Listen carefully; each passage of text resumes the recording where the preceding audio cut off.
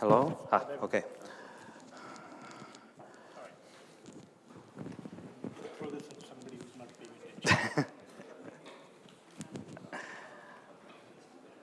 Okay, so thank you, Sanjeev, very much for a nice introduction.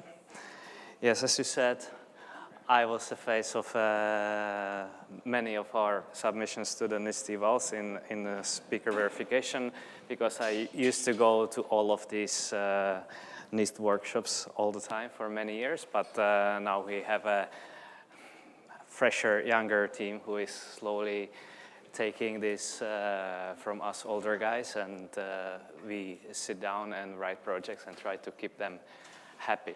But nevertheless, I will still be giving you today some introduction to speaker verification and what has been done in the last years. I will try to put it on you on all on the same basis, so even if you don't know almost anything, you can probably get it after today. And after a brief introduction, we will try to overview of what has been happening for last several years and what is still happening in speaker verification. So, okay, I will try to adjust it a little bit here for me. Okay, so the outline of this talk. First, we will just try to think about what are all the applications of extracting the speaker information from the speech, and discuss what is nowadays in fashion, where the technology is being used. And then we will try to go into some basic of speaker verification. We will briefly look at the features, and maybe you will be able to think about what those features can be today rather than what it has been for many years until now. And then we will try to see what was the traditional approach with some GMM-based models versus nowadays what it usually is going down to is a comparison of some speaker embeddings.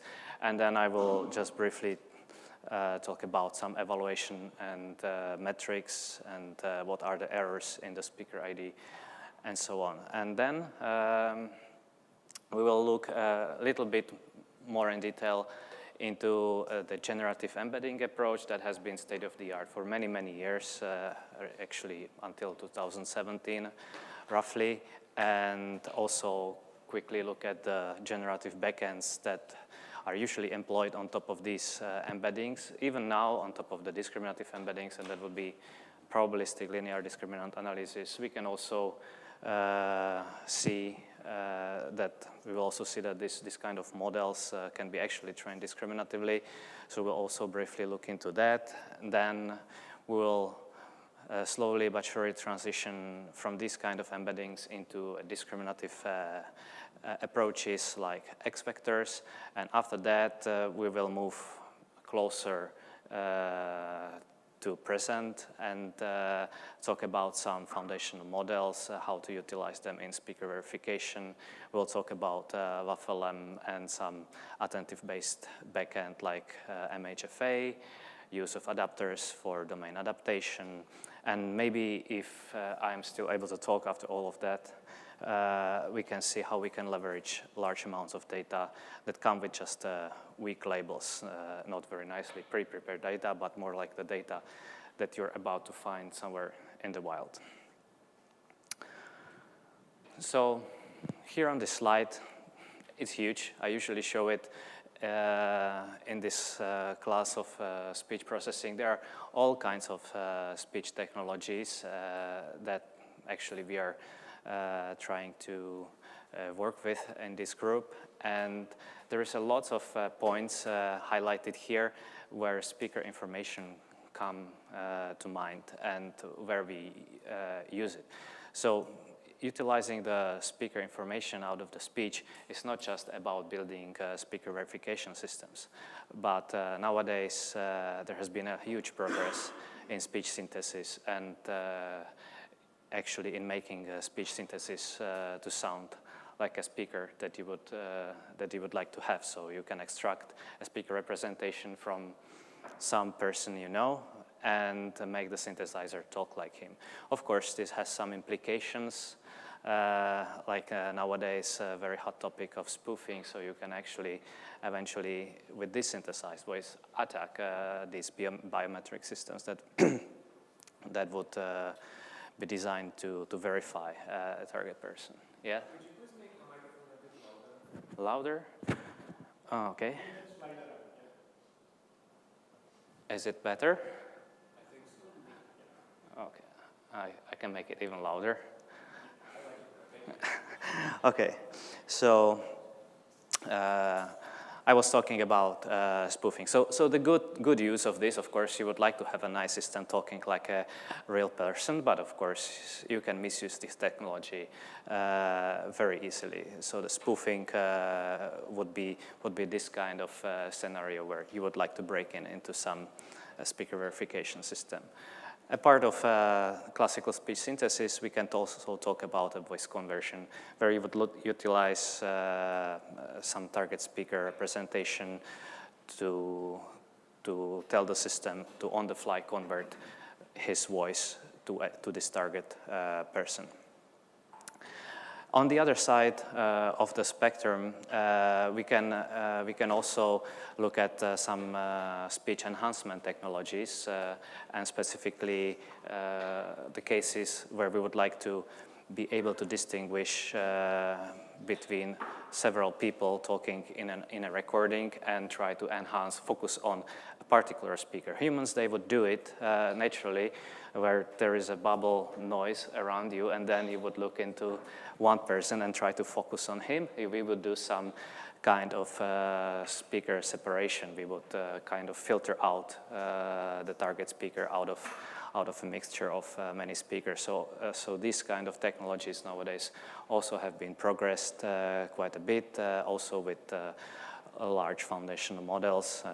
Juni, I don't know, he's here, he's working on that, so you can talk about it with him as well. And then, of course, we have standard applications, like in the recognition branch here, there is speaker recognition where we will be building standard speaker identification systems that could be used for personalization, indexing, law enforcement, etc. So this is gonna be the branch that we will be more focusing right now, but I wanted to have this slide here so that you see that extracting speaker information out of the speech is nowadays not at all only about building a speaker verification system, but you will be able to utilize this information in many other areas.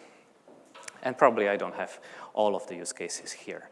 One that probably is not here and would be interesting for you in this, in the context of the summer school would be, for example, building these speech language models. You can make them speaker aware, so you can be asking the questions who was speaking where, or the model would be better understanding what a single person said, basically being able to parse the conversation better if he is able to distinguish speakers in a conversation.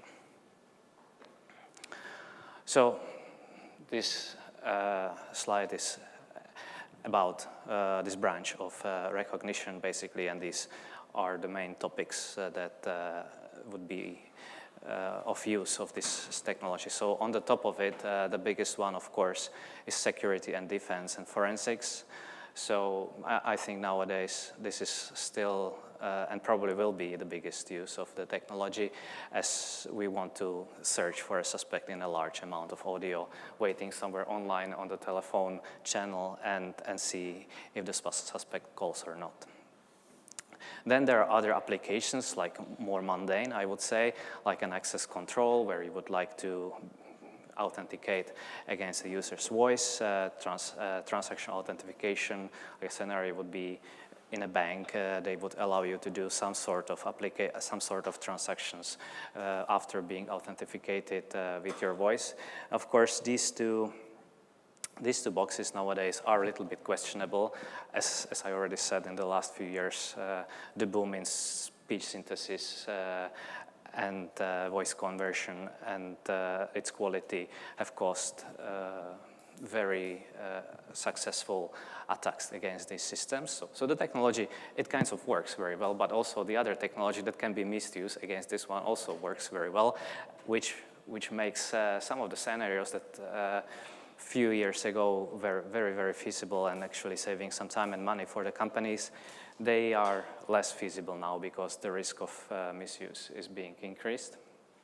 So these two boxes, those will be the cases where the technology is actually a little bit leaving out of the industry, I would say, and being replaced by some other kinds of authentication, usually by a token that you now usually carry with you, and it's some applications, some other applications on a mobile phone or biometrics that is much closer to you, like your fingerprint and so on, as this was, of course, not the case many years back where the smartphones were not so predominant in everybody's possession. So now you can authenticate much more safely with some other biometrics than a voice. Voice is a great biometric, but by the way, but of course you're giving it away everywhere. Like now I'm speaking, I'm being recorded, it's gonna be put somewhere in YouTube. Somebody will take it, train a model of my voice, and then can authenticate it in my bank. So I probably personally would never allow a bank to authenticate me through the voice. And the other two remaining boxes, they are still very relevant, I would say. The speech data management or personalization, that is something where you don't, you might be in a position to either not allow any attacks like spoofing, or you can actually at least try to defend against it, or the costs of somebody trying to sneak in some data is not that high as in some access control system. And personalization, you would know it, it's probably a scenario where it is not as sensitive, or you don't mind as much. You just want your TV to recognize you and play your channels on YouTube, so that when you talk to it, it will just recognize you.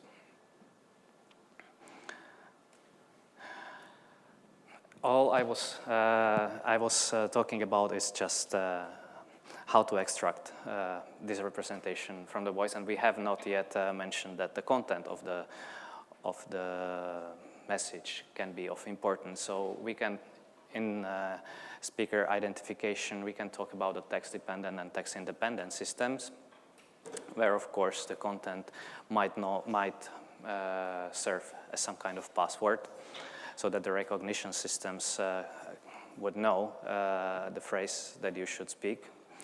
And these kind of applications, they are used somewhere where you assume a bigger control of the user. So the system knows it, you know it, but also the attacker probably can know it. So it is not inherently much safer, but against the spoofing, but it is definitely better in terms of performance in a scenario where you don't assume much attacks. It can work with very short phrases on a high accuracy. On the other hand, the text-independent systems, I would say these are more widely being used. You don't need to assume that the person would remember anything. He might also not know that he is being recognized somewhere. Like I said, suspect talking to somebody and somebody else listening to the voice and trying to identify him against some embedding or model of this person. And this is the case for the law enforcement all the time, where they try to filter out large amounts of data without people knowing that they are being monitored. So let's quickly look into the basics of speaker ID. I think you came for the JSALT summer school. You must know all about basic stuff like these features, but I wanted to stop here so that you can think about that. For many years, MFCCs basically were the gold standard on the features for speaker verification. These are very simple acoustic features used actually also for speech recognition, language ID, and everywhere. There has been tremendous amount of varieties on these features, but always through many years, all the time, the MFCCs was the baseline, and actually, I think that there is no clear conclusion that this kind of feature or that kind of feature would be the best. So the MFCCs remained kind of a gold standard, so it's based on a short-term Fourier transform of the acoustic signal. Then you would subject it to filtering with mel scale distanced filters, and take a log of it, decorrelate it with the DCT, and you would get some vector of features for every 10 millisecond frame. So you will be getting these sequences of acoustic features and model on top of these. Nowadays, these features, these were of course very well handcrafted. You can see, for example, the mel scale here has been determined by a series of psychoacoustic experiments to reflect how humans hear, what is the sensitivity of their hearing. You can see the higher resolution in the lower frequencies, and when we go higher, the filters would be spaced far apart, which reflects how we hear. And this turned out to be working pretty well. Nowadays, often you train these kind of representations with a convolutional network in these foundational models like WAFLM that we will talk about later. But the truth is that this kind of feature carries most of the information. It is very close to the signal, very close to the spectrum, and it carries very well the anatomical structure of our vocal tract. So we would call these MFCC features acoustic features, and we call them also low-level features because it's just a handcrafted, nice design, very easy to compute, directly obtained from a spectrum for every 10 milliseconds. When we go higher in some cues that we can get from an acoustic signal about the speaker, we have to concentrate on something more complicated and more long-term. So this slide shows some like increasing complexity of the features that would be characterizing individual humans. So as I was talking about, the human vocal tract is kind of unique to each speaker. But of course, what is unique is how they speak, what is their personality. So that would be the prosodics, the rhythm, how fast they would speak, and what volume modulation they would usually use. So these kind of features would be connected to their personality type, or what parents did they have, and perhaps even where they live. And if we go higher enough, even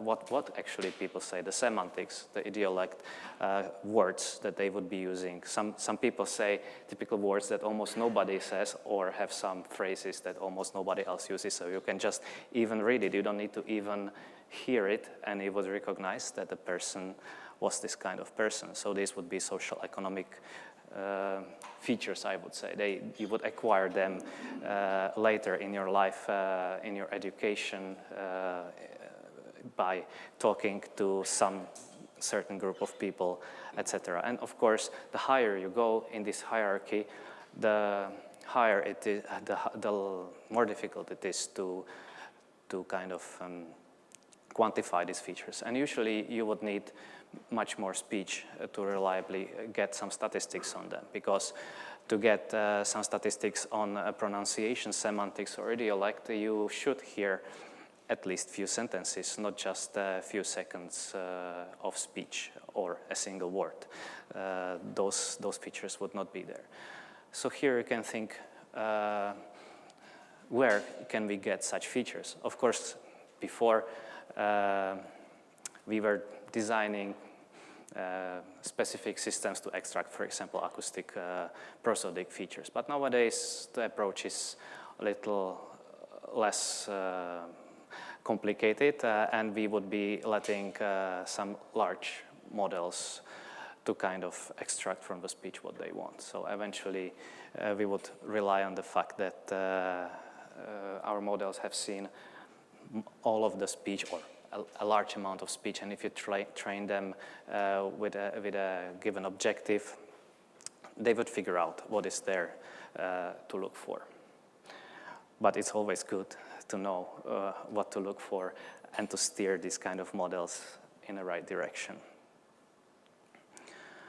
So when we talk about speaker recognition, identification, and other tasks in this cluster of recognition, I'm all the time in this talk talking about the verification. But if we are doing a verification on a closed set of speakers, we can turn this very easily into the identification, basically asking whose voice is this instead of is this target person's voice. There is another application where you can have a mixture of speakers in a single utterance. And this is called diarization, where we are tasked to identify who spoke when. And you will actually have a full lecture about this tomorrow. Federico Landini, who is a graduate of our group here, will have a whole lecture about this, so I will not spend any time more about this. So what would be the two stages that we usually do in a speaker verification in order to verify a person? So first, there is a training phase, or we would say almost also enrollment phase, where we would register a new user.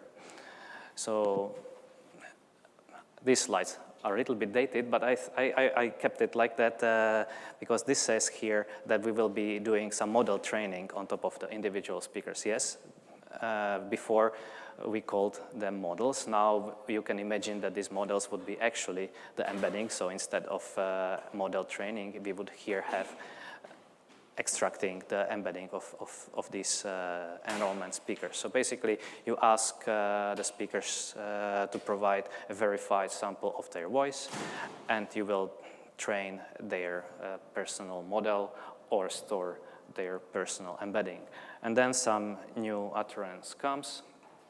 That is the test phase or detection phase, where you would again extract the features and embeddings, or and compare these to your registered models. So you will compare it against your database of enrolled speakers and say which one it verifies against to. Or if this person claims the identity, he would be saying, I am March, and you compare him to the claimed model, and if the scores of the system agrees, you will say, okay, this is a target trial, I am detecting him, and it's fine. So how that would be usually done? So we need to compute some score, and score here is basically this two-class hypothesis test. We need to compute a log likelihood ratio between the hypothesis that the signal S came from the speaker model or belongs to the embedding, or versus the likelihood that this signal S did not come from the speaker model. So these two hypotheses, you will need to have some means of evaluating, and then you take a log ratio of them, and that would be your score. And this score you would compare with some threshold. Usually, well, here it is 0, but it can be any threshold that you then analytically set to satisfy your operating needs. And after the comparison, after this thresholding, if the score is larger than the threshold, you say that the target is that the trial is a target trial, meaning that these two segments, they come from the same speaker, or if it is less than threshold, you will reject it, saying they don't belong to the same speaker. So how this was done before? So I was saying that we were training the models. So everything in the old days was modeled with a GMM. So we would be having some universal model that would be modeling all the speech or all the speakers that we would hear, and then we would have the same Gaussian mixture model for a particular speaker, and then we would need to compare some target speaker training data, that is the Gaussian on the top left corner, with some test data. So in this case, you would probably say that they would not belong together. So how here we would be doing this likelihood ratio? We would ask the model, what is the likelihood of the, I don't know if the mouse would work here, or no, okay. What is the likelihood that these features come from these test features on the top right corner come from the target model versus the likelihood that they would be actually coming from somebody else, meaning they would be coming from a universe of some random speaker, basically the UBM. So we'll be comparing these two likelihoods. So in this case, this will probably not work out, and we would reject this trial. But I would like to have this example here to show you that in this case, we need to deal with the effect of channel variability. That is very important, as the speaker can be recorded over many different channels and can actually look quite different. So we would be first, before doing this comparison of these two likelihoods, we were trying to compensate for this channel. And only now we would be taking this log likelihood ratio. So this process would be called map adaptation or relevance map adaptation in the old days. And before the likelihood comparison, we would first shift these models in the direction of the high intercession variability. So how to identify these directions in the acoustic space that we would like to get rid of? Obviously, we need a lot of training data for that, and we need specifically to observe this target speaker or multiple speakers across many different channels. So the individual Gaussians here would be instances where we recorded the speaker over different acoustic channels, and we would record not one speaker, but multiple speakers. And after we see enough of them, we will start seeing some pattern and be able to identify the directions in the acoustic space where there is high variability between the speakers, which is the useful one for us, and the direction that we would like to get rid of, that is the high intercession variability within the speakers across the channels. Okay. So here, I think we have very, very quickly covered how it was done before we actually start using some embeddings and symmetric scorings. And after we are able to represent the utterance by a single vector that we would call embedding, we can turn this thing into a symmetric problem. So no longer we will be needing to create these speaker models, and now we can just simply be comparing their embeddings. We can compare the embedding just simply via taking some cosine distance, or here, or often with the I vectors, this was perhaps not enough, as we needed to get rid of the channel, and we would be using some generative backend like probabilistic linear discriminant analysis. And maybe a few more things here. So what did I want to say? So here in this scheme, then, it would not matter which phase are we in, whether the enrollment or the test case, the problem would be really symmetric. Each recording would be, the model of the speaker would be actually the embedding itself, so everything would simplify and be faster, actually. So how to evaluate these kind of systems? So as in any detection system, we would have two kinds of error here.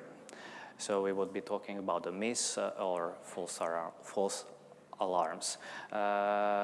This is a terminology that is usually used in the law enforcement, or if you are talking about a system that is deployed somewhere in a bank, we would be using false reject and false accept. So the miss is a type of error where we incorrectly reject a target trial, and a false alarm is a type of error where we incorrectly accept a non-target trial.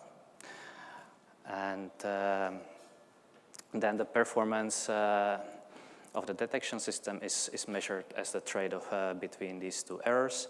And of course, we can adjust the ratio of this error by moving in this threshold. So eventually, we will compute these two quantities, like probability of miss given the threshold and false alarm given the threshold. So simply just taking the number of target trial scores that is smaller or larger than the threshold divided by the total number of target or non-target trials. So here I will just very quickly summarize it graphically. Maybe it will be boring some of you, but let's do it.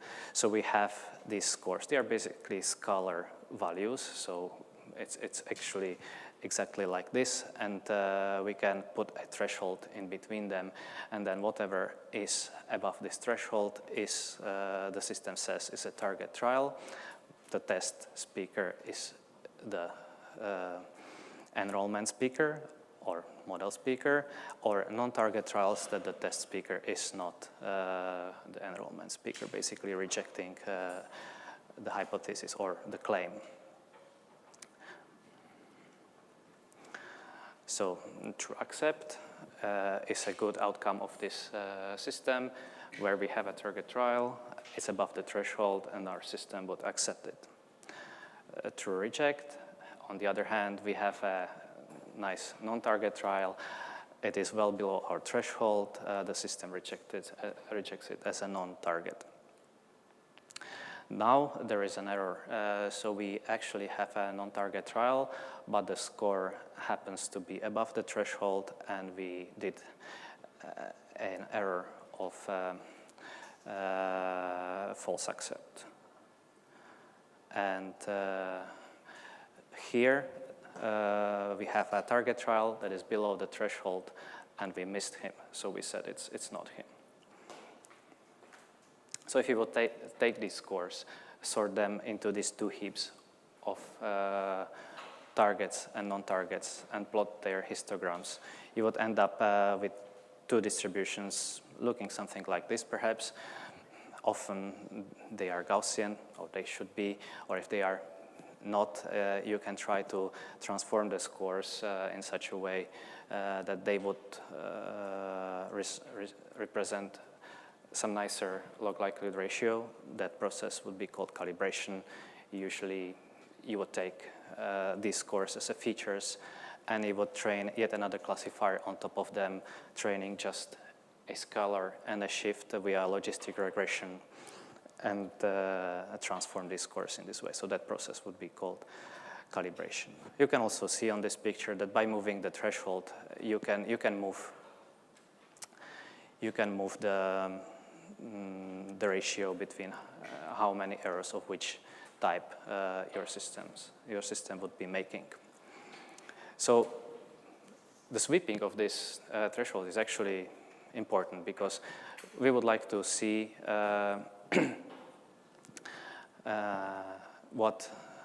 how does it behave in these different operating points. So we would actually like to plot this. So if you take this threshold and compute the miss probability and false alarm probability in every of these points. You can put these into the graphical representation like this. This is called the detection error trade-off. And by decreasing the threshold, of course, you are eventually making no false alarms. So this direction is, as you see in this graph, where the violet arrow is pointing out.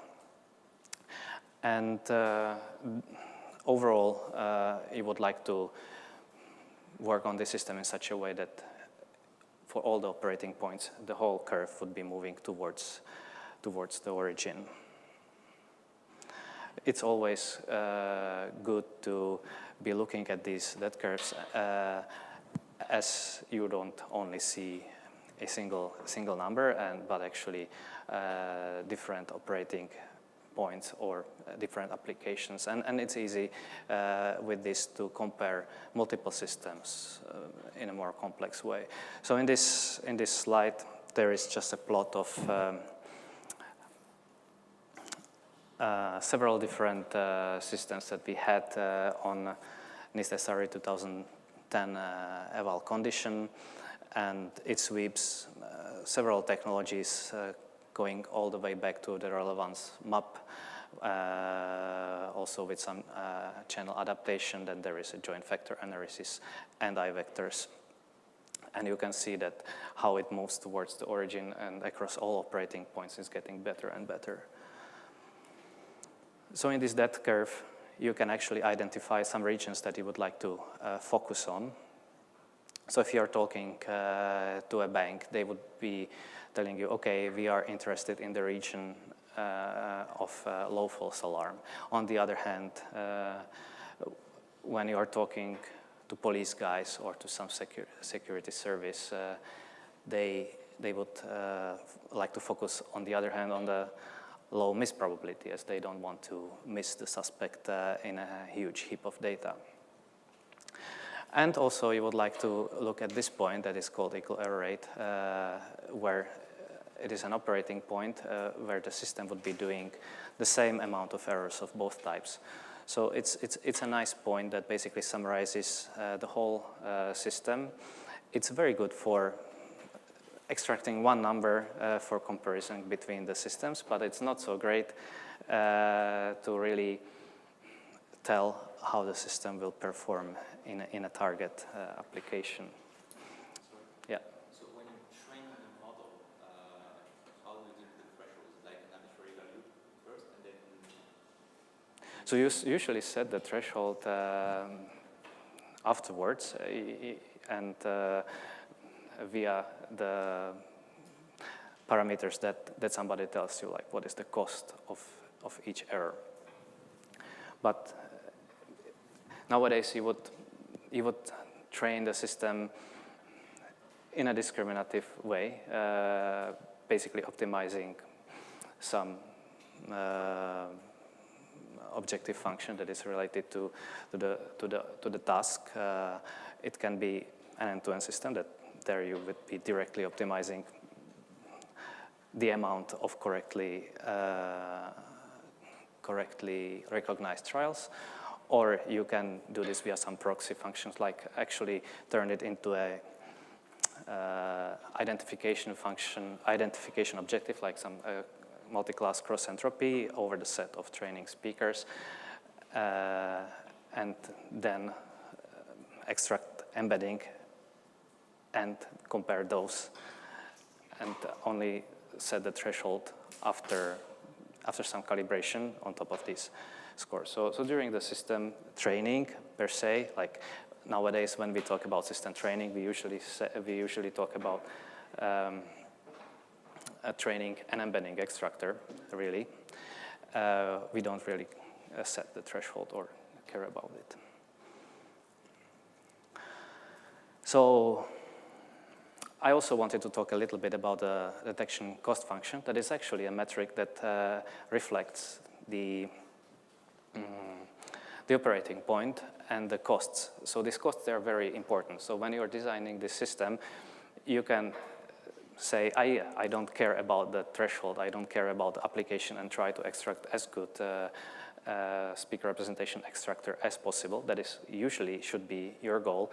But in the very end, when you're deploying the system, you have to be asking what kind of errors it makes and what kind of errors are more important to you. So as an user of the system, you should know this, and there are metrics that will reflect them. So you can assign a cost to each kind of error. You can assign cost, how much does it hurt you when you miss a suspect, or on the other hand, how much does it cost you if you have too many false alarms, spending too much time of an analyst, and quantified it. So that is this detection cost function, and this cost actually identify your operating point. So this triplet of these parameters, cost of miss, cost of false alarm, and a probability that your incoming trial would be a target trial, there's a prior probability, they would define a operating point. So you can see some of these settings you very often see in the papers. So DCF at some PHS would be the, it would mean this setting of the operating points. Also, this kind of metric allows you to measure how well the system behaves in the actual environment when you are doing the hard decision eventually. If you set the threshold and you compute the actual amount of misses or false alarms on this set of trials given the threshold T. And then you sweep all of the thresholds and find the best possible number, this minimum. So after you find the minimum, after you find the ideal threshold, and there is a big difference between these numbers, it means that you could have done better in your detection just by simply setting the threshold on your scores correctly. So if this happens, it means that your system is miscalibrated, and so you should either adjust the threshold or you should recalibrate the scores in such a way that the threshold would work so that your final DCF is close to the ideal DCF. Okay, so let's continue. So now we'll have this little historical excursion into something that is already relevant and sometimes still being used as a baseline, and this would be these generative embeddings. We called them I-vectors, or we still call them I-vectors at that time and nowadays. And then we will move on to embeddings that are extracted from a discriminative model. Some particular version of them would be called X-vectors, but let's just call them discriminatively obtained embeddings. Am I now too loud, or is it fine? Fine. Okay, because the mic is a little bit closer, so if I'm shouting too much, just tell me.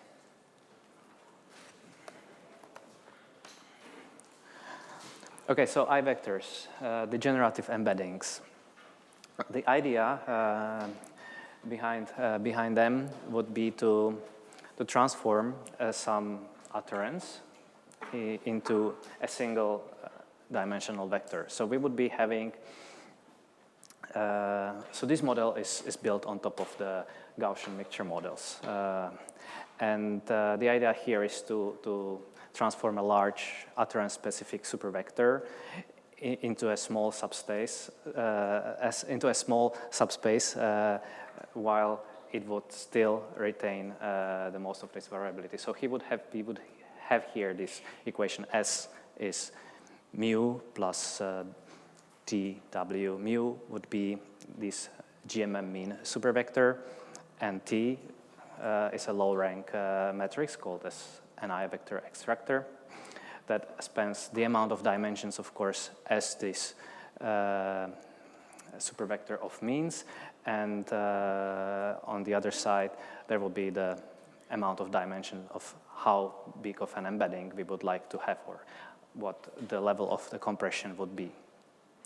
And the W is a latent variable, which will be giving you a point in this subspace defined by this low-rank matrix T. And during training of this via EM algorithm in a maximum likelihood fashion, we would not need any labels. So there are no labels whatsoever needed. You just need raw audio. And therefore, this kind of model is relevant not, of course, only to speaker ID, but to anything else, because once you extract these I vectors, they would be carrying or being designed in such a way that they carry all kinds of variability that has been there in the original space. So this vector W, if we want to get an I vector out of this model, we would need to do a maximum a posteriori estimate of it and use it then as a low-dimensional fixed-length representation. So, and it would the distribution of this would follow a standard normal distribution. And as it still contains all the variability, we will further need to design a classifier to deal with it. So it is actually a good model already. People were using it in such a way. So if you can take it as an embedding, take cosine distance between the two, and use it as your representation without pretty much anything. Of course, after some sort of normalization that is usual when you are doing the cosine distance scoring. That is the length normalization, basically ensuring that your embeddings are of unit length. But we were designing, at the time when it started, almost exclusively the way of scoring would be to design a generative backends on top of this, where we would take care of the unwanted variability that I was talking about in the previous segment. So here you have it graphically again. S is some utterance specific supervector. Mu is coming from your UBM mean. Then you have this low rank matrix T, the I vector extractor. Here we would, on this image, we would be extracting actually two-dimensional vectors. So the maximum a posterior estimate of this W1, W2 would then be your I vector. So if you would set these two dimensions in such a way that your model would maximize the likelihood of the data, that would be your I vector.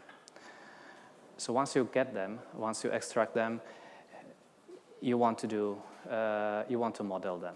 So again, it's gonna be a task of identifying what is important variability here and what is a variability that we would like to get rid of. So this probabilistic linear discriminant analysis is a generative model that would decompose the I vector again into some factors. You will have here some mean over your data and a representation in a subspace in a speaker space, a channel space, and some residual noise. And we would like to decouple this information and be then able to ask the model to give you a correct comparison between the two I vectors if they come from the same distribution or not. So now this model has this advantage of being trained basically with a single Gaussian. We no longer have multi-dimensional set of multi-dimensional features, but we have only one for each utterance. And on the other hand, this one Gaussian would be high dimensional, like the dimensionality of the I vectors would be around 400 to 600, and the subspaces for each variability would be lower, usually like 100 to to 200 for speaker space and even less for the channel space. So PLDA, it has not been discovered for speaker verification specifically, but it comes from Face ID. And actually in Face ID, we can have a very nice graphical representation of this equation that we had on the previous slide. So this I vector can be actually decomposed into these terms as you see it. So we have this mu. It's like some general mean phase that would be this A on the top left corner in the image. Then we would be having a linear combination of the then we would be having the speaker space or space where when we move along the basis of this low-rank matrix V, we would be getting different phases. And the other term is a channel. So by taking the linear combination corresponding to this basis of matrix U, we would be getting phases that look like the same person, but actually come from different channels, like illumination is different, maybe the position is a little bit different. While when we are moving across different speakers, you will see that the face is once looking more like a man, on the other hand it's looking like a woman, or the skin color is different. And then there would be the rest that there is after the decomposition, and that would be the residual vector. So this kind of generative model, we can simplify it to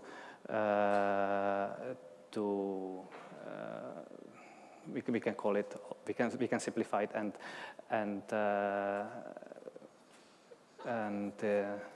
interpret it as just a two covariance model where we would be representing our speakers with a Gaussian distribution that comes with a within class covariance matrix, and our model would know also the variability between the speakers that would be called across class probability. And we can ask this model to give you a score whether the two speakers come from the same distribution or not, and that is the log likelihood here in the left corner.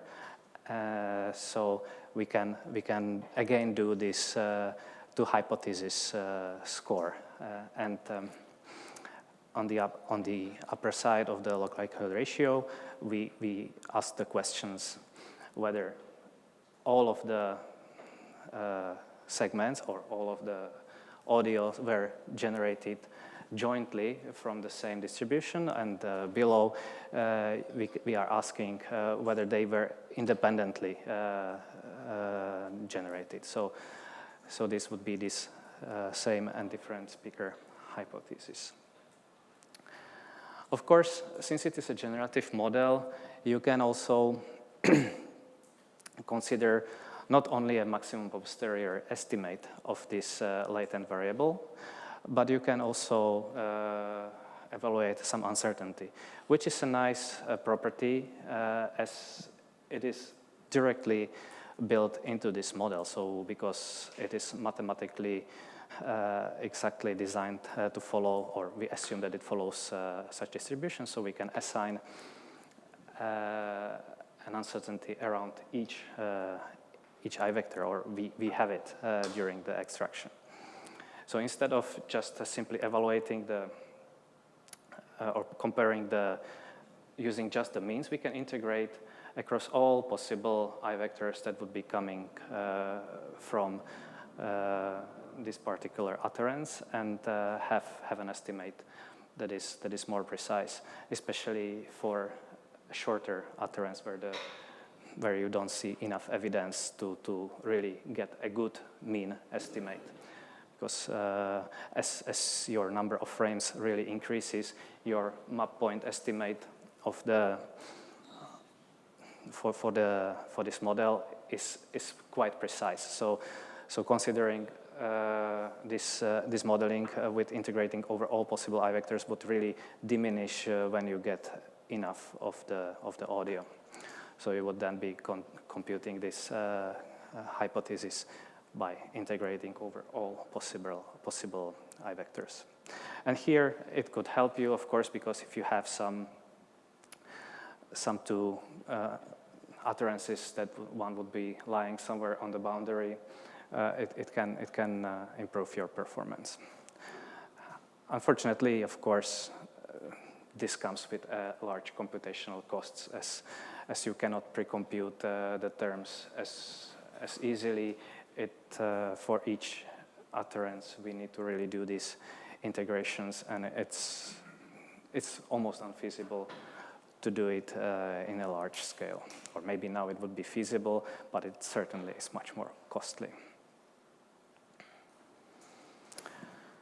The thing is that this model is generative. We can actually turn it into a discriminative problem, and that we would do by taking this scoring formula, which is actually a bilinear form, and the parameters of the PLDA that you have them here listed. I will not just go deep into them.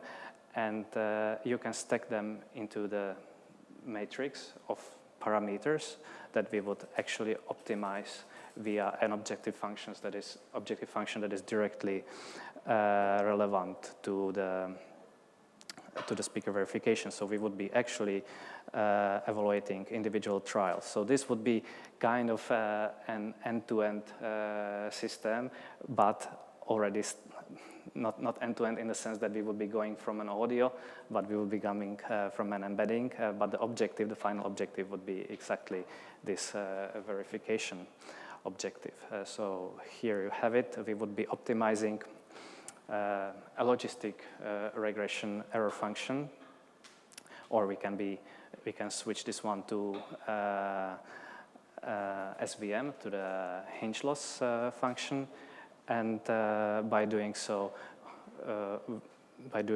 we would actually optimize these parameters, and then when we are done, we can then decompose it back into these quantities and score exactly the way as we did when we trained this in a maximum likelihood fashion via EM algorithm. You can, of course, also, and what we did, we can regularize this model during training, so you can do some simple L2 regularization, or you can try to say, okay, I have trained this model in a discriminative way, in a generative way, sorry, and I would like to discriminatively kind of fine-tune it or continue training and see if I can squeeze out something more out of it. So you can put this regularizer to work like that it would draw the model towards the original parameters. And so this was a very, very, very brief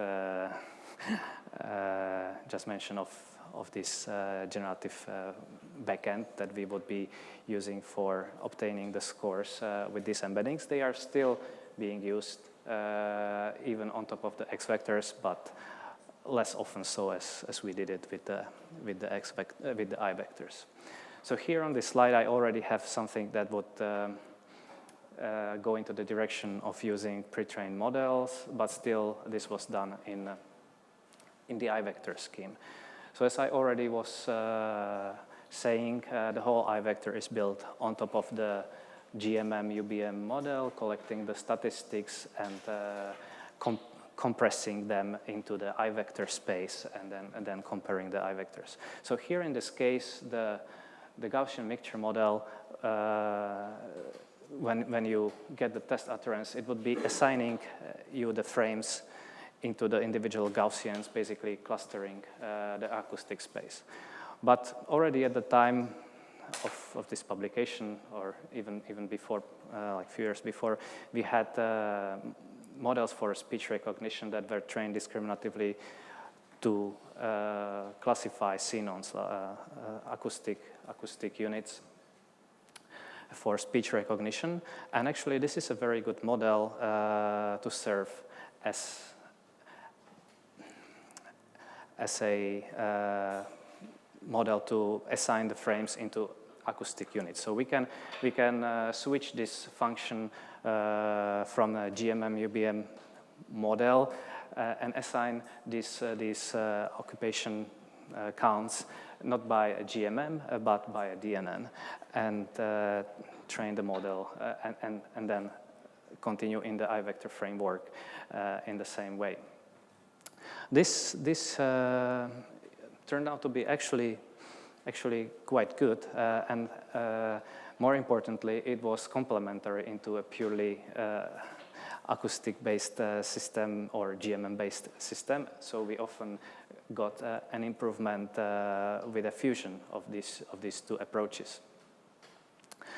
But what we could also do, and what is the easiest way, and eventually we ended up using it in that way, is that you can take some inner representations from this pre-trained model. So this large neural network that was doing the acoustic unit classification into the C-nodes, it contained a bottleneck layer to effectively compress the information within it. And these representations were like 80-dimensional.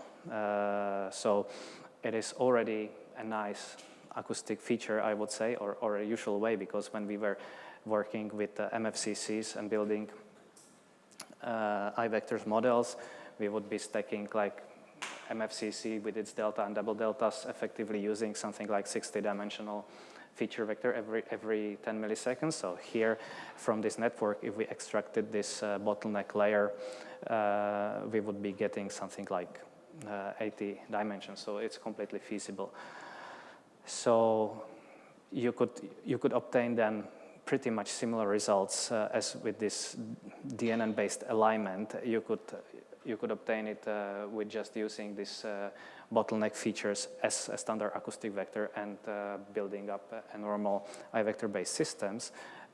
Or if you even want to do the fusion already in the feature space, we concatenated the MFCCs with these bottleneck representations, and again trained a iVector systems, and it would be an acoustic features that would resemble both. A nice acoustic clustering of DNN with a strong acoustic features of MFCCs or strong acoustic information, because this DNN network that is actually trained to recognize phonemes, C-nodes, it is actually detrimental for it to retain the speaker information. But it is important to be able to extract the statistics on how things are being said, and definitely these two features were complementary. And when you concatenated them, you got very nice results. So this approach of concatenating acoustic MFCCs with these DNN bottleneck features was for quite some time the state-of-the-art approach to speaker ID. And it was one of the, I would say, it was not really a foundational model, but as this network was not as huge as you now have it, it was trained in a supervised way, but in a way it was a pre-trained model that was turned into a nice feature extractor for a completely different task that it was trained before. Sorry, one question. I'm just wondering if probably I missed something, but the iVectors depend, are they fixed size vectors? Or Yes. they depend on the uterus? They are fixed size. Okay, so what happens, then the iVectors depend on the uterus length? Somehow, like if you have shorter uteruses, then you have bad representation? Your iVector is, because it's a maximum a posteriori estimate of the latent variable, and you just collect the statistics not so accurately, or basically you don't collect enough statistics, so then your mean estimate is not as precise. So that iVector is just a mean of some posterior distribution, and you need enough evidence to estimate it. So if you just have very few frames, your I vector is a bad estimate, and that's it. Okay, so here we already would be moving into end-to-end systems. So end-to-end systems in its true design should be that you go from the audio till the decision that is exactly your actual decision. There is no need to extract any embedding from before and from within, and then to model it in a different way. So that is the true end-to-end system. And one of the first here was this system from Google, this end-to-end text-dependent speaker verification, where they just used a DNN or last output of an LSTM to obtain representations that would just be subjected to some cosine similarity, obtaining a score, and training a logistic regression on top of it. So, and here in this scheme, you would have always a pair, like an evaluation utterance and one or several enrollment utterances. You might be wondering, DNN here, it would be giving you a sequence of frames, but actually not here. This was done on a fixed amount of frames, and they would just put everything always in it, and so that they would just have one input, one output, so that it worked. And LSTM, they would be putting a sequence, but they would be always just getting the last output, and it was a short utterance. So the LSTM kind of worked nicely. And it was a first true DNN system, end-to-end system. It worked pretty nicely. Also, it worked nicely because these guys, they had hundreds of thousands of speakers, and they trained on a phrase, something like "Okay, Google," which is very short, and it is also combining this text dependency of how this particular phrase "Okay, Google" is being said by particular speakers. So this design worked for them, and was actually one of the first to be considered truly end-to-end. And then there was this approach by Daniel Snyder and Dan Povey, where they, in 2016, where they took some network in a network architecture. They actually did some pooling and were scoring in the end via a end-to-end loss. And still here they had this concept of inputting enroll and test utterances, first one, then the second one, and then they would be comparing those. So for every evaluation you have to go through this network twice. This worked at the time. It needed a much larger amount of data to be trained than was available to the community, as this was presented on some private data of at that time.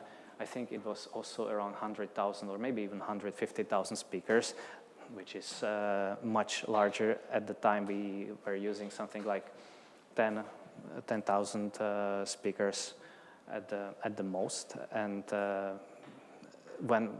when we tried to, or even the authors, they tried to replicate it in this setting, so it was not particularly beating the I vectors at the time, but it was also a nice attempt to do a speaker ID in an end-to-end fashion, and already having here these, yes?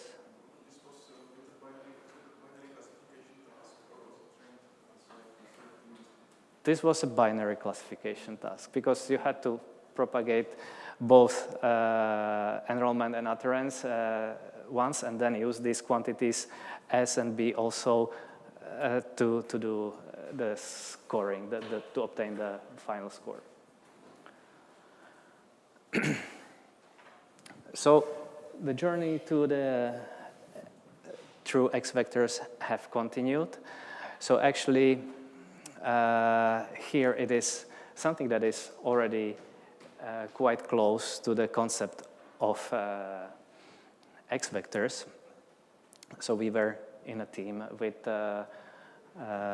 Patrick, Kenny, and Cream, and for speaker verification, NIST speaker verification, and then there was a workshop in, I think this was, SLT in San Diego somewhere, yes, where we had this system that was called speaker classifier network. And basically, the idea there would be to train a speaker identification system on a set of training speakers. We would know the labels. We would be training just with a classical multi-class cross entropy here. But in the middle of the network, we would be obtaining yet another representation of these I vectors that would be somehow transformed, and we were using them as an input to NPLDA. But the thing is that this concept of decoupling this problem into first training in a standard multi-class cross entropy obtained some representation that is subject to this task, and then use it for actually speaker verification. It started the X vectors, because when we were at that workshop, we had a talk with Dan Snyder and Patrick Kenny at the table, and because Daniel Snyder was doing this system where he was struggling with it, and he said, okay, you can just replace this complicated binary loss and the fact that you always need to compose the trials during the training, just with this, train over a set of known training speaker with a simple multi-class cross entropy, and then deal with the objective later on top of the embeddings. So he did that. What they used for as a DNN network here was a well-known at the time neural network. Is like 1D convolution layer called TDNN, time-delayed neural network. It was a concept that was already known back then for a long time.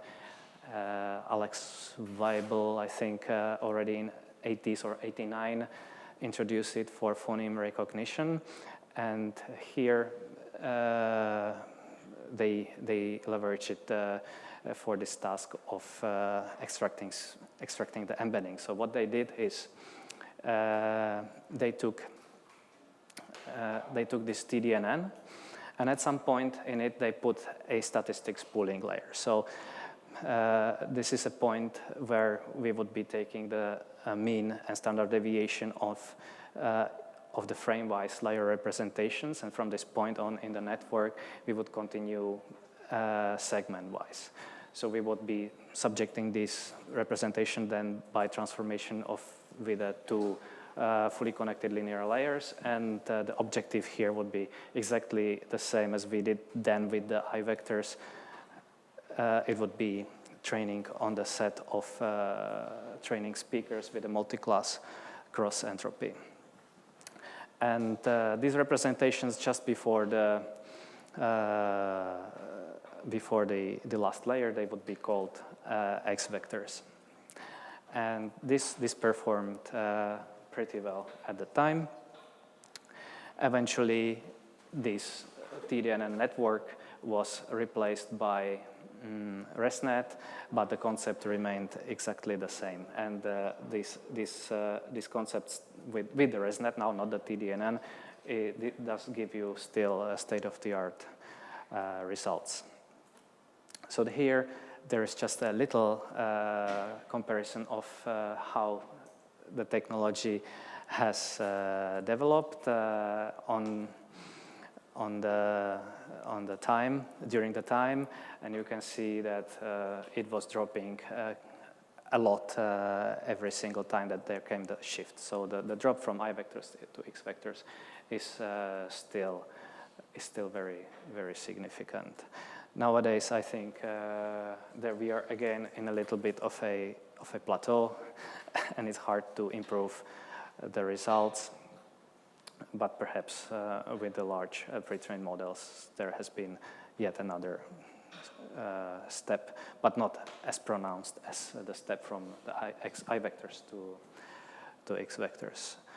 So these representations nowadays, they would be considered state of the art and are being used very often. So as I told, when the TDNN was replaced by RSNet, it is a convolutional network that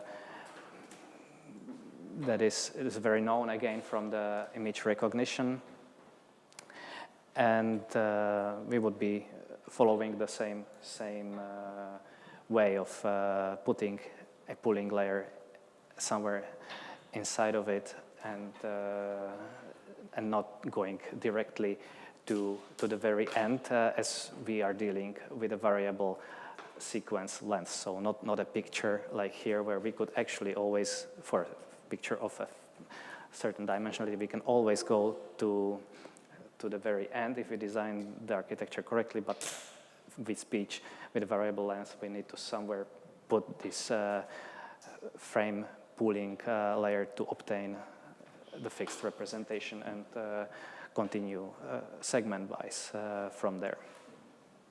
The problem with the ResNet is that without any special treatment, without some positional encoding, it is looking at the features in such a way that it does not care so much about their locality. So it would be perhaps pretty happy to tell you that the picture on the right is a face, because it would correctly identify a feature of an eye, eyebrow, mouth, nose, and so on. But it would not, if it would not be very deep, it would not look deep enough to capture the distances or the distance properties between these features. So he would eventually tell you, okay, this is a face, because it just could not distinguish that these very nice features that it has seen in the picture, they are just completely messed up and arranged in an improper way. So that's where these transformer models come, and they employ the mechanism that is called attention, which actually looks over the whole utterance and trying to determine the relation of all of the speakers to each others, and capture it and use it. So I think that yesterday you already had a talk about transformers, so I will not spend much time on it, but maybe just very briefly. It came from the NLP world with this BERT model that was trained in this mask-based fashion to do several tasks at the same time, like named entity recognition, question answering, and so on. And this way you got a pre-trained model that is actually able to somehow understand the structure of the language. All of these tasks during the training could be composed in a unsupervised or self-supervised way out of the data itself, because you were just masking the known things from the data. And then when you used it, you switched the tasks and fine-tuned it for yet another thing, and it started to work very nicely. So in a speech world, we would use a similar concept, just the inputs here would not be the sequences of sentences or text, but an audio. And also in the case of this particular model here, WaffleM, it would be a mixture of the audio with the noise. We would train it with this mask-based loss, trying to predict actually the original denoised or original clean version of the utterance. So I think Peter yesterday explained how these transformers are being trained. So this, I will just tell that this one, the WaffleM, is tailored perhaps for speaker recognition diarization. It was designed by Microsoft, and it jointly learns this masked speech prediction and denoising. And of course, all of this can be done in a self-supervised way. And when this is ready, the system can basically very nicely cluster the speech into these acoustic units on its outputs. These acoustic units in the very beginning of the training of the model are obtained by some simple k-nearest neighbor clustering of some kind of acoustic feature. So here we would, for example, use MFCC. It does not really matter as long as we see enough speech representations, cluster it into the units. We don't really need to assign them any specific particular meaning or label, but we just set them in the beginning by the clustering algorithm, and then train the model to cluster all the speech you can see into these units. And it turns out to be a very good approach to come up with a model that is very well suited to serve as a powerful feature extractor. And these models, they have shown a lot of use across the speech tasks. So they, as I said, they employ the positional encoding and are very effective to identify important features.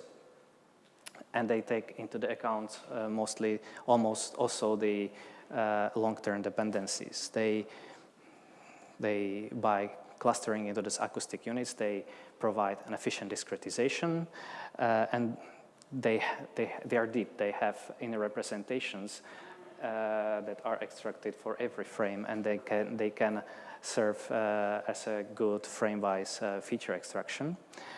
And once you train them, they provide a very good starting point for all kinds of fine-tuning, as these models are millions, hundreds of millions of parameters, and they were not exposed to any particular task, and they are kind of like a nice brain to be fine-tuned for whatever you want.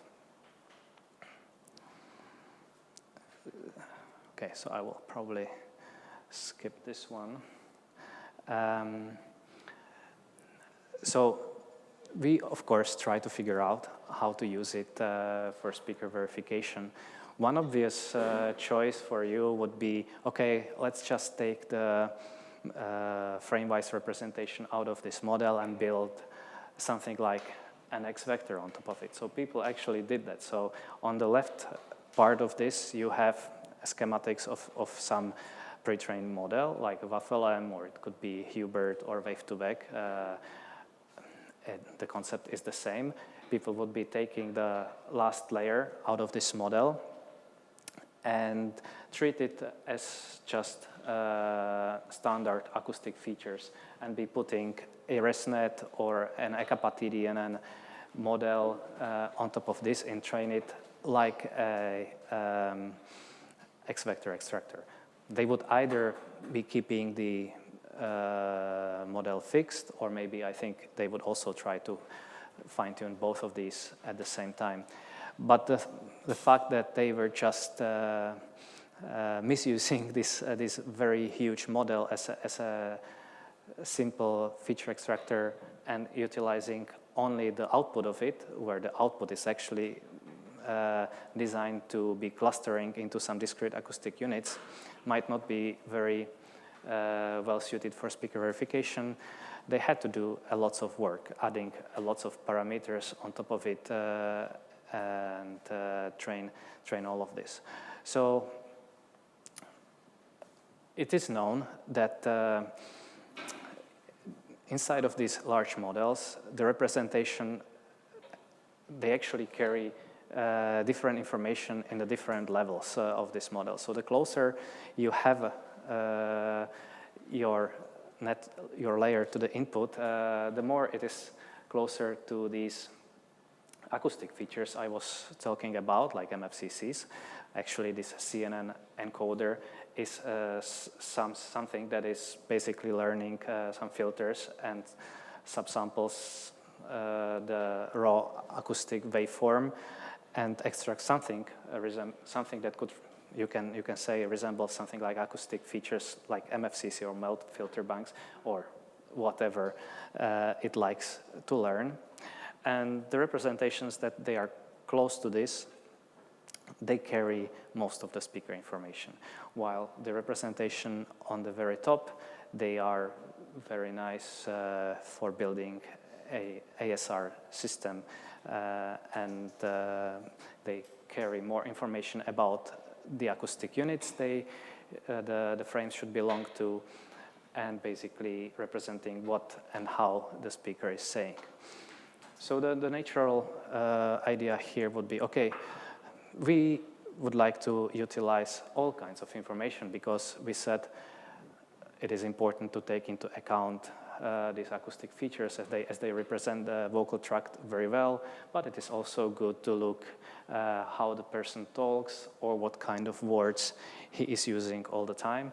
So it is just natural to extract the information from all of the levels of this pre-trained model at the same time, which is what we did, and we put also some trainable weight on each of those representations, and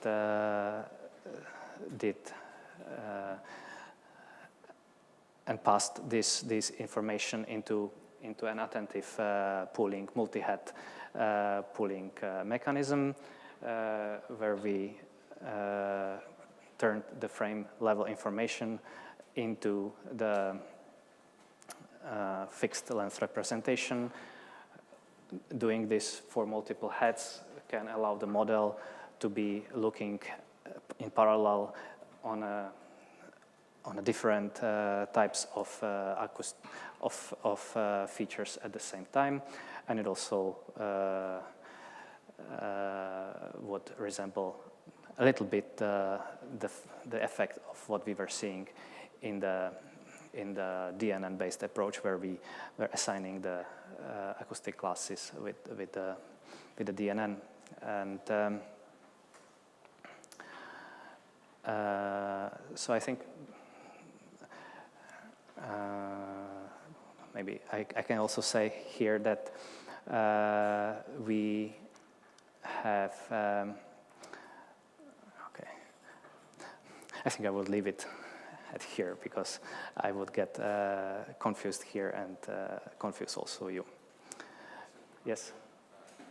How do you manage to condition the linear layer to, like, from what I understand, the value should only contain speaker information, which is the Yes. purple branch, right? But how in practice does it work? How do we manage to do this conditioning? How do we manage to condition the multi-factorial attention so that the values contain the speaker information but the keys not? Just because we decouple it into these independent things, because we once take these inner representations into the transformation for the values and independently into the keys and train it with the one objective at the same time and therefore for the keys you would have also the multi-head attention. So you can look at the different things at the same time. Okay. I have another question. Just wondering if after the training, these weights of the transformer layers, like, do you use most, like, I don't know if there is any outcome related with which kind of layers do you use in the end, or you use pretty much all of the layers information? So we use all of them. I probably at this presentation don't have a picture of how the weights end up, but they would be more pronounced in the first few layers. Then there would be a plateau, and then the layers would again increase in the very top. So that would suggest that it is at the same time looking mostly at the beginning and then at the end of the network. Okay. I have this picture from Juni's presentation here. It's a variation on this MHFA that he calls context-aware MHFA. That is the latest variation of it, where he would also group the queries with a local context, and it gives him a little bit of a boost in a performance. And this has been published in the last ICAP, so I put it here as this is the last incarnation of the MHFA, but the concept would be still the same and pretty similar, just that the values here would be coming with a frame context. Queries are like latent variables which are identified during the learning. Excuse me? The queries, Yeah, they are identified during the learning. it's quite different from JSALT. Yeah. So I have here a few numbers. So what you can do is, of course, take this backend, put it on a frozen model, and treat it as it is, as a feature extractor, and don't let it being retrained. And still, this kind of backend nicely and effectively extracts the information for the target task that you want. This is actually the concept that has been introduced by this superb benchmark, and we would do this when we would like to compare individual pre-trained models, how well they kind of extract the information on their own without any specific training. But always when we have relatively enough training data, or not even that, always when you want to get the best performance for the target task, it was for us beneficial to let the pre-trained models to be fine-tuned together with the MHFA. So we would let also the transfer model parameters to be retrained. Of course, during the retraining, you would need to be careful and assign different kinds of learning rates, different values of learning rates for the part with the pre-trained models and for the MHFA parameters. So these results, they just show the performance of these backends compared to kind of a strong classifier like Ecapatidian, and that would be put on top of the last layer of the pre-trained model. And here it was evaluated on speaker verification, emotion recognition, deepfake detection. So it's actually quite a universal concept, not only being used in speaker verification, but you can utilize it for anything that you have labels for. For example, instead of speakers in the softmax, you can put languages and have a language ID system out of it. These are the results with the speaker ID when the model is actually being fine-tuned the WAF-LM model together with the MHFA, and I think that these results are pretty state-of-the-art right now. You can, in the beginning of the table, also see the performance of large ResNets, which they are pretty good. Like if we look at this VoxelLab 1E or H, these would be like in the same ballpark still as the results on top of the WAF-LM. So still good, but it's just a completely different system. And actually, to train this WAF-LM based system with MHFA, it takes less epochs and less compute time than to train the ResNet 293 from scratch. I think the best results here, they contain some sort of quality measures. This is this QMF. So you can say it's better, but I don't know if this ResNet 293 actually contains this. Probably not. So the fair comparison would be without it, and we would see that we are in the same ballpark. Maybe the MHFA slightly beats it sometimes, but not by much, and I would say the results are very comparable. But anyway, it's a completely different concept, and it's nice that it works very nicely. Sorry, you just mentioned that you need less resources to train the model that combines WebLM with MH. Yeah. But considering the pre-training, Excuse me? considering the pre-training, or without considering the pre-training of the WebLM.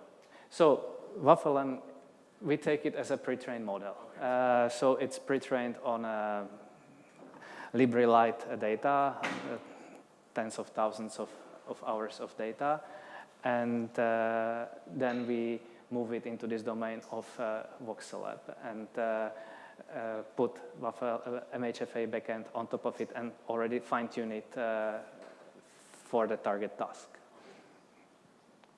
You can. We have also tried to train it from scratch, but we have not really on the target data.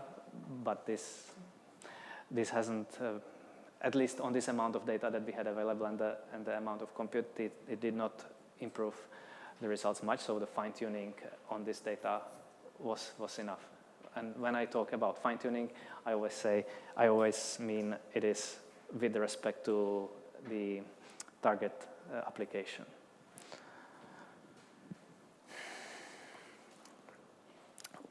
What you can also do here with these models is to do some try to move them to a new domain or to a domain with scarce training data, and you would like to be able to actually get something out of it. Because it's hard to train such amount of parameters on a very small amount of data. So you can have this concept of adapters where you can freeze these large pre-trained models and only input some trainable parameters inside of the model. Like, for example, around these feed-forward layers, you would attach some bottleneck that would be then basically providing you yet another representation that you would add to the original representation that is there constant and frozen. And these parameters, they are much less than the original pre-trained model. So you would, by fine-tuning in the target domain, you would be taking already, let's say, the model that has been fine-tuned for the target task in a VoxelLab data that is representing the task, but a different domain. And then you would move to yet another domain. Like, let's say here we were using Chinese CLSP data with much less speakers and much less hours of speech, and only continue fine-tuning with the model frozen, but adding few additional parameters of these adapters. and then evaluating it. So, and these adapters, they can be trained for multiple domains at the same time. You can have them stored in a memory, and when you identify the domain on the fly, you can just switch to the domain of your choice. So it's an interesting concept if you want to do some on-the-fly domain adaptation, especially if the domains do not have enough training data, or if you just simply want to have one universal model, have it in the memory, and then have a data bank of multiple domains that you can on the fly switch on.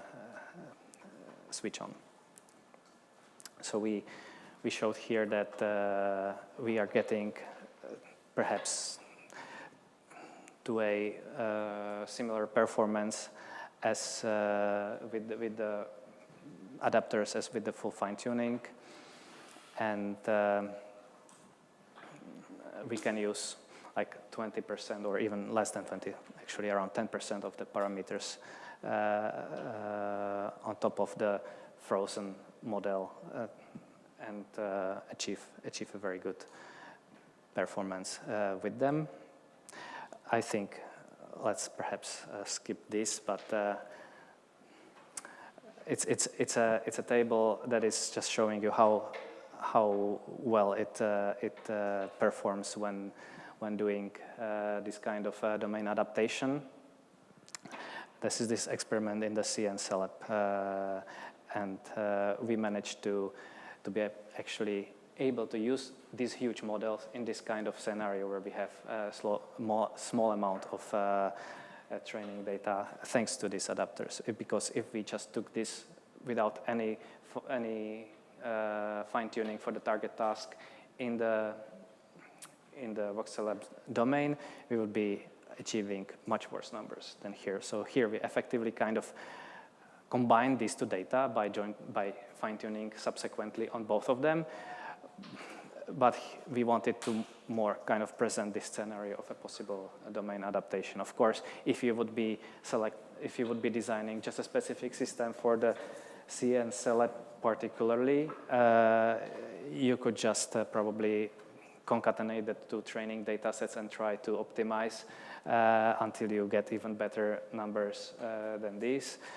But that would not be so practical, because then there would come yet another data set that is different, and you would need to do this yet again. So if you're interested in such a scenario, you can take a look into the paper we had in ICASP 23.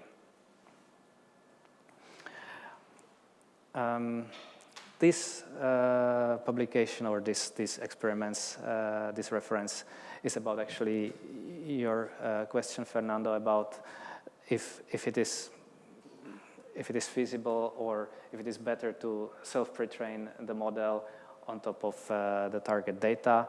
And we can also ask the question whether it is not better just to directly start from a randomly initialized model and train it directly for the target task. Like we can load a WaffleM architecture, and instead of starting to train with the must-based loss, we can directly go for the speaker ID loss. But it actually turned out that it is beneficial to first pre-train the model in this must-based loss to teach it how to cluster the acoustic space very well, and only then do the fine-tuning for the target task.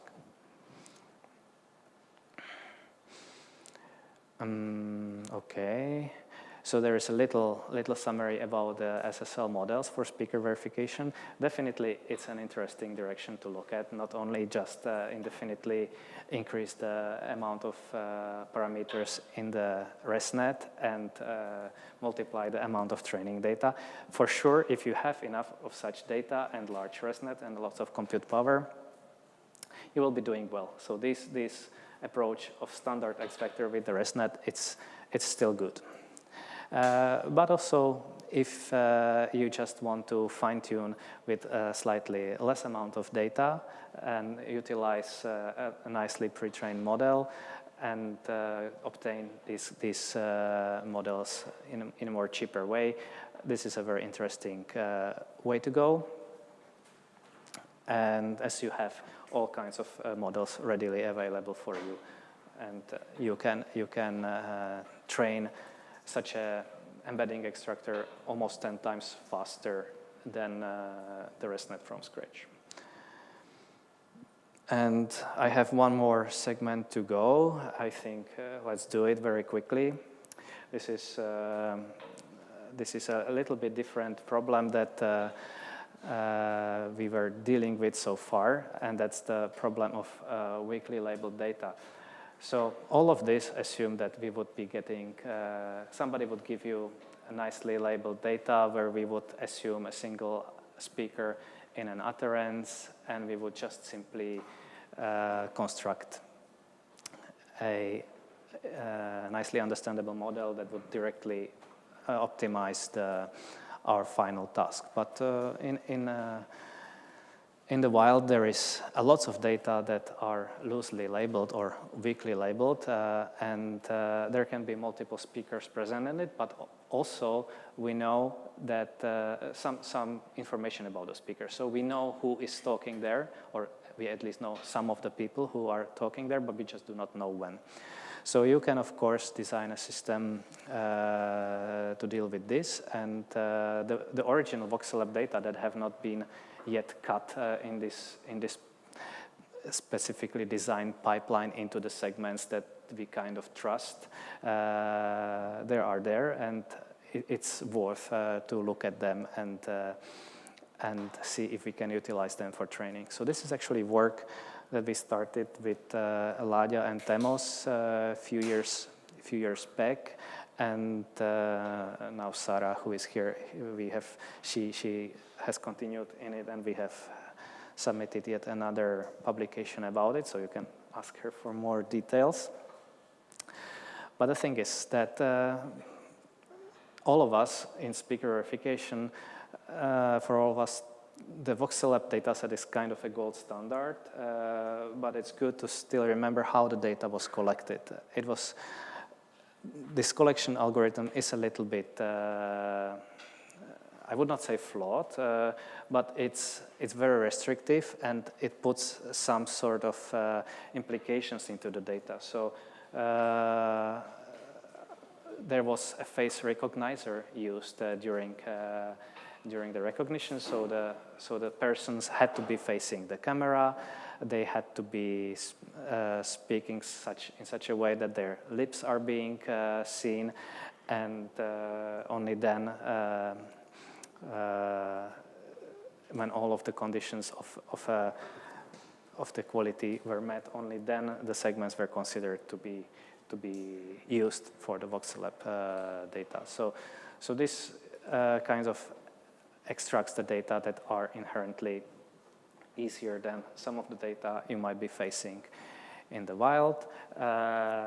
The pipeline was rejecting lots of the segments, mostly, of course, when the celebrity's face did not appear on the camera well, and the whole pipeline maximized the precision of the segments in the expense of the recall. And of course, the whole thing is not applicable to other modalities where you don't have the video, like telephone conversations or radio broadcasts, etc. So we have designed a system to try to leverage this kind of data in a, I would say,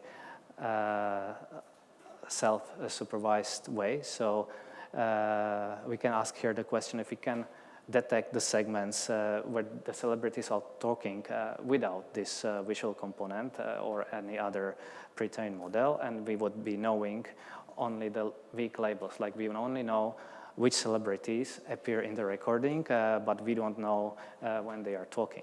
And we are not going to run any supervised diarization system that would be helping us here to do so. And we also might know that there are other people appearing in the recordings, and for which we don't even have a weak label, but we do not assume any other information about them. So the pipeline that I will just very loosely speak about it here that we did is that we train the system in 2 stages. So first, we perform some very basic clustering, a diarization without any pre-trained models whatsoever, and then we assume the clusters clusters we are getting from this are of high purity and of a low speaker coverage. And then we trained a network with an aggregation function over all of these clusters. So we modify the objective function, and eventually we filter the chunks that our system is assigning only to the celebrities for which we have the weak labels. And after this, we rerun the system once again and retrain it in a standard way, as if these segments being identified were having proper labels. And doing so, we achieved results in the same ballpark as at the time with standard ResNet on these supervised segments coming out of the VoxCellApp pipeline. So this actually is an interesting result, because if you just improve a little bit these results, you will definitely get towards the same performance, and you don't need to assume so much things about the data, or you don't need to have such a restrictive pipeline, throwing away a lot of speech, throwing away the sources without the video modality, etc., etc. And still you get a reasonable or comparable speaker embedding extractor that just does not have such high requirements of the training data labeling as you had before. So the training data being nowadays often one of the most expensive part of the system training to obtain them. This can be an interesting way to get them and to utilize them if you don't have other training data. Okay, so that's the end, and I will just summarize the whole second part of the talk. I just want to say that the pre-trained models are very nice way of dealing with the problem, especially if we don't have enough labeled training data. We can utilize the self-supervised paradigm to leverage the totally unlabeled data to pre-train the model, and then fine-tune it for a target application, which much less training data needed, and also less time if somebody does this pre-training for you.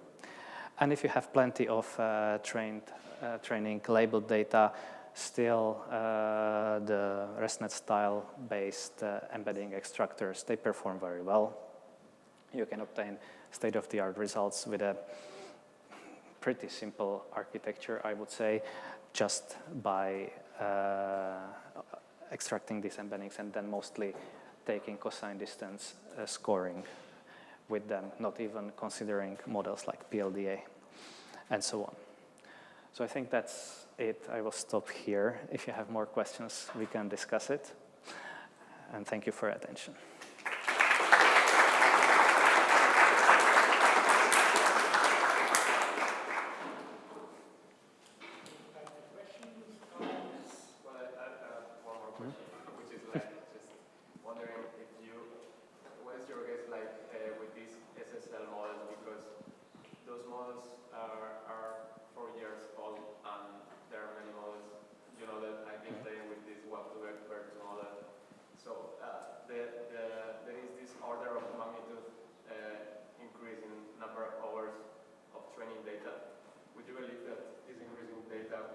Will provide us some increase in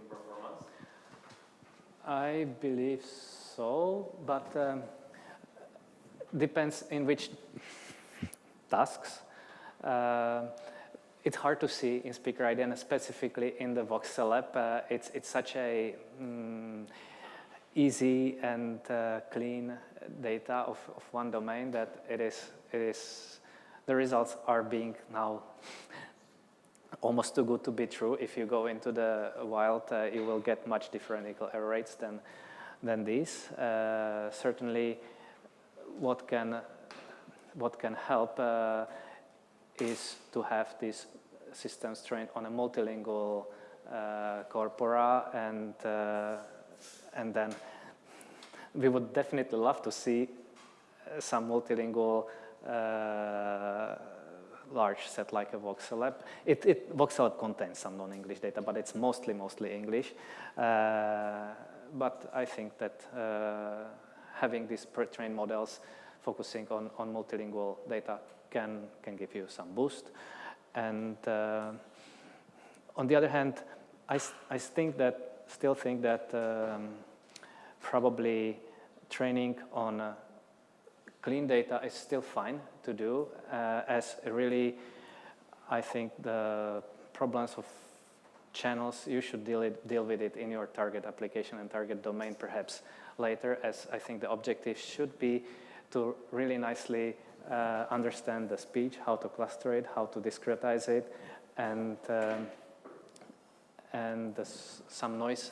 It's so variable that you will most likely not cover it in your pre-trained scenario that often is kind of detached of your target application, unless you really are in a position to get hundreds of thousands of data of your particular domain.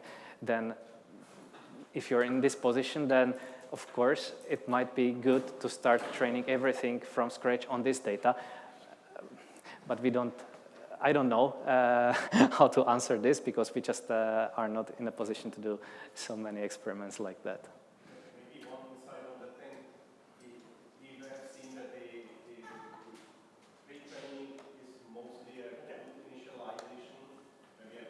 Yeah, it used to be nice to get it on tape on YouTube. Just that we have seen that this pre-training gives you good initialized model, but maybe it's not, we are not that sure how important it is to use these huge amounts of data, especially for Speaker ID. So the one insight was that when we would, for example, use WAF-LM, which is trained on tens of thousands of hours of data, but if we take just the voxel app data set itself and we do the same pre-training just on if we train, supervised train on voxel app, we get certain performance. We get much better performance if we pre-train the model in unsupervised way, but on the same data. It's still on voxel app, and we would get about the same performance as if we would take the WAF-LM, which is pre-trained on a huge amount of data, and then supervised fine-tune it to the data. Again, I guess that these experiments were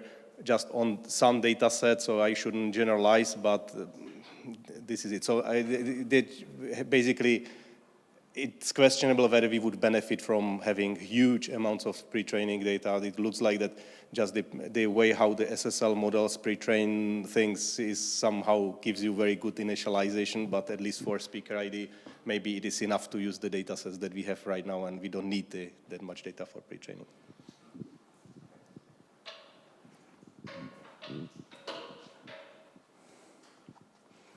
Okay. Of course. Well, it's not a question for you in particular, but for all of us. So, if you think about the way Speaker ID, speaker recognition was framed in the past, right? You would have an enrollment recording, which could be several seconds to several minutes, and you'd have a test recording, which could be, well, okay, so we did look at short segments like 30 seconds, and even 10 seconds or 5 seconds, right? But, and you'd think if you looked at those results that it's a solved problem. That with 30 seconds of enrollment, 30 seconds of test, you can pretty much nail it, right? And still, if you think of speaker diarization, which is sort of a different variation of the same problem, right? You have multiple people talking in a room, and we are terrible at it, even today. So where is the gap? Is it that we need a different model, or if I push the extreme, I say I'll give you 10 seconds of enrollment and 1 second of test recordings. I mean, speaker ID is still pretty bad at that setting, right? So I guess, so what do we need to solve that last bit of the problem? If you want to call it the last bit. I think it's just the tip of the iceberg, but. It's hard to say. The clustering itself, it's a completely different class. Yeah. It's a completely different problem than a verification only. Yeah. So it's much more complicated. Yeah. By the way, the idea is not to put Olda on the spot. There are many people in this room who work on diarization. So anyone else has any thoughts? Maybe I'd say that the big difference is the lack of speaker turn that's different in the two tasks. Like in recognition, there is only one speaker, and so it's task easier. And diarization, there is also the fact that the confusion part of like mismatching one speaker to two speakers that are talking together, and so yeah, there's this parameter which makes, I think, task harder, even though they are pretty similar in appearances, I guess.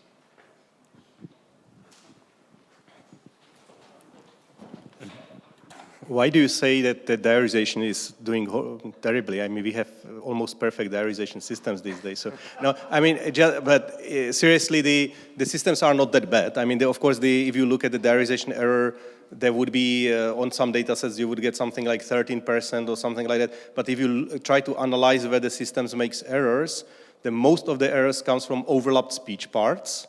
So maybe this is the problem. I mean, we just cannot deal that well with overlap speech, and saying that if they are speaking 3 speakers at the same time, that we cannot all that confidently say that there are these 3 speakers speaking at the same time. Do we really need to know that? I mean, this is actually we are asking diarization to do something that us as humans, we cannot do really all that well.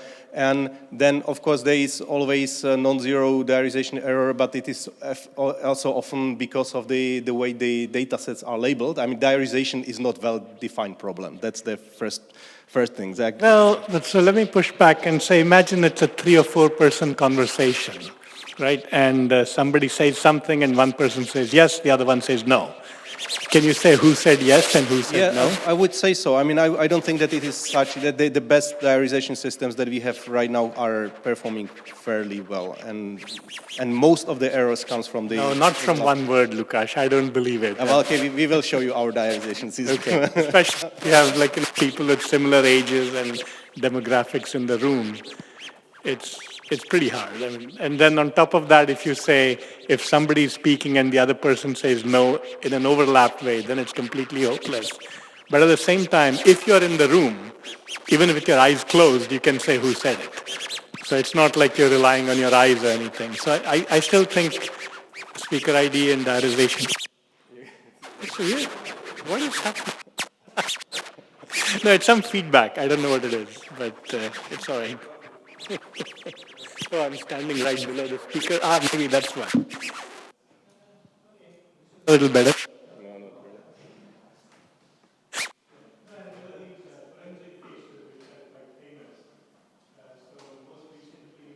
This case of Trayvon Martin, who was killed by this guy Zimmerman. And there was forensic evidence of somebody calling out for help. And it was recorded on a 911 call, but experts couldn't agree who was calling for help, whether it was Trayvon or Zimmerman. So speaker ID, I would say, is still not solved, even for here. By the way, don't ever compare with humans, because we've shown.